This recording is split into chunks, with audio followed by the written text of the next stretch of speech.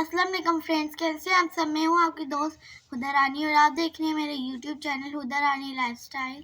आज मेरी बहन ने अपनी मामा से फरमाइश की कि मुझे बी बनना है, तो मेरी मामा ने उसे जल्दी से बी वाले कपड़े बनाए और सोचा कि और क्या किया जाए, और साथ में सोचा कि एक बी क्राउन भी बना देते हैं। तो मेरी मामा ने उसके लिए एक बी क्राउन बना दिया जिसको पहन के वो बहुत ज़्यादा खुश होगी। और मैंने भी सोचा कि आप लोगों के लिए मैं वीडियो बना दी। आप भी मेरी वीडियो को ज़रूर देखिएगा और हमें सपोर्ट करना ना भूलिएगा ताकि मैं आपके लिए और मज़ीद अच्छी वीडियो बना सकूँ। तो चलिए पेपर की मदद से बी क्राउन बनाना स्टार्ट करते हैं।